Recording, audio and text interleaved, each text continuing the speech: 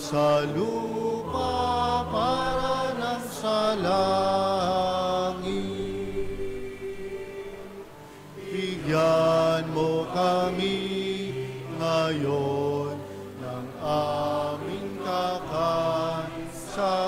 araw-araw, at patawarin mo ang aming mga sala para ng pagpapatawad namin sa nagkakasala sa amin, at huwag mo kaming ipahintulot sa tukso, at yadya mo kami sa lahat